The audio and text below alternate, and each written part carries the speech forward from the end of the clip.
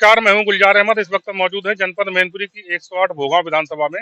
इस degree college में हम लोग आए हुए हैं। यहाँ कल ओवैसी साहब और बाबू सिंह कुशवाहा की आने की तैयारियां चल रही हैं। हेलीपैड बनाया जा रहा है और हमारे साथ मौजूद हैं जन अधिकार पार्टी के करहल प्रत्याशी जिनका पर्चा कैंसिल हो गया था किन्हीं कारणों को लेकर। तो आइए सीधे उनसे बात करते हैं कि क्या कमियां रही थी, पर्चा क्यों कैंसिल हुआ था। क्या नाम है आपका?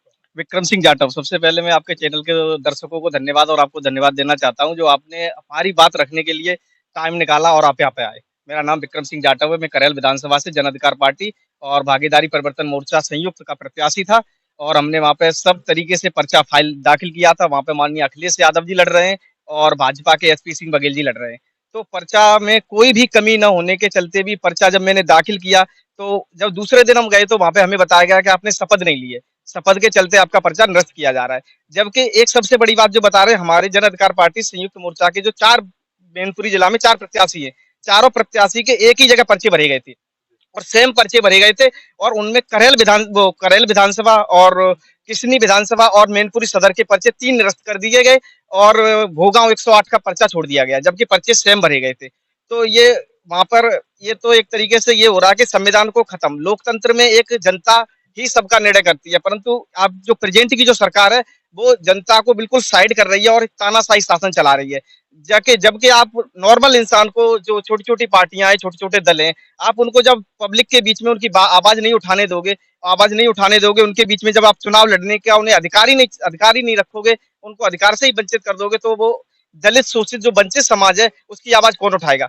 जब ये जो बड़ी बड़ी आज जो पार्टियां हैं वो हिंदू मुस्लिम करके वोट ले जाती हैं, परंतु जब मुसलमानों की, अल्पसंख्यकों की जब हक और अधिकार की बात आती है तो ये कभी दंगे करा देते हैं और कभी कुछ करा के, और जब चुनाव के टाइम पर आते हैं तो इन्हें सब भाई दिखने लगते हैं। और यही बात करें हम दलित समाज की बात करते हैं तो दलित समाज के साथ भी हमेशा ऐसे ही होता है। अगर वोट चाहिए तो दलित समाज को उसके घर पे लोग बड़े बड़े मंत्री और विधायक और मुख्यमंत्री खाना खाने जाते हैं, और जब उनके हक और अधिकार की बात आती है, जब महिलाओं के बलात्कारों की बात आती है, तो ये सारे मंत्री घर में घुस जाते हैं। आपने भी देखी होगी एक उत्तर प्रदेश की घटना, जो रात में एक दलित बच्ची को रात को जला दिया गया था पेट्रोल डाल के, जो हाथरस का केस था।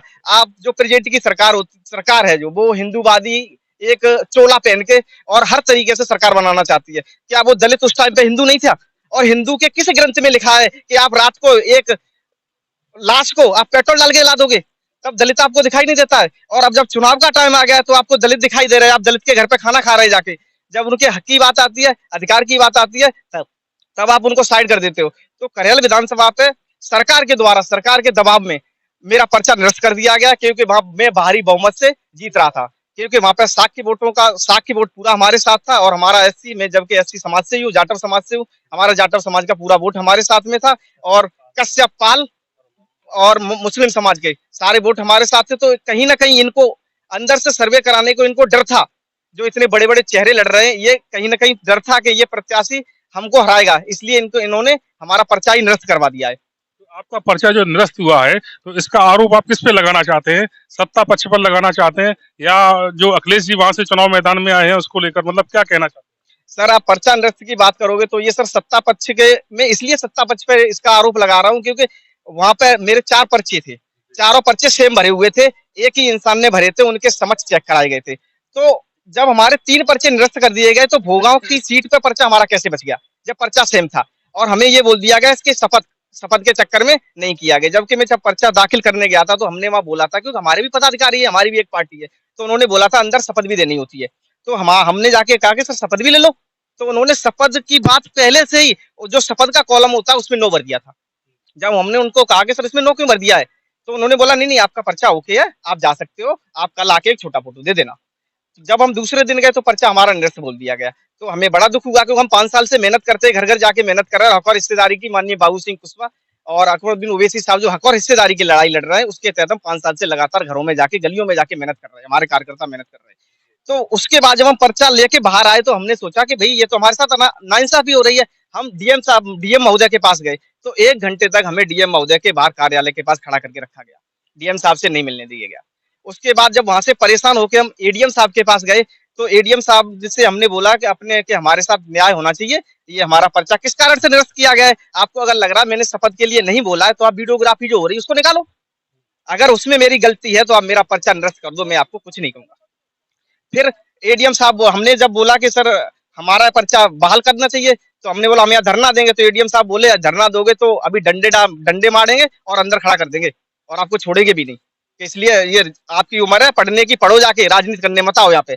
तो इस तरीके का बवाल जब हुआ है हमारे साथ, तो आप सर सब लोग अनुमान लगा सकते हो कि ये किसका दबाव है। क्या लगता है आपका जो पर्चा कैंसिल हुआ है तो इस बार आपका जो वोट है करेल विधानसभा से तो किधर मूव करेगा? सर करेल विधानसभा का वोट जो है, आज भोगांव में माननीय बाबू सिंह कुशवाहा, असदुद्दीन ओवैसी साहब की रैली है। यहाँ से जो हमारा शीर्ष नेतृत्व जो आदेश देगा, उस आदेश को हमारा पार्टी का एक एक कार्यकर्ता उसको पालन करेगा। तो ये थे करेल से जन अधिकार पार्टी के प्रत्याशी जिनका पर्चा वहां से कैंसिल हुआ है। ये गठबंधन के प्रत्याशी थे जिन्होंने अपना दर्द बताया कि प्रशासन के दबाव में आकर इनका पर्चा कैंसिल कराया गया है। हमारे साथ लगातार बने रहिएगा, हम आपको चुनाव की खबरें लगातार रूबरू कराते रहेंगे। कैमरामैन फिरोज के साथ गुलजार अहमद, GTV भारत।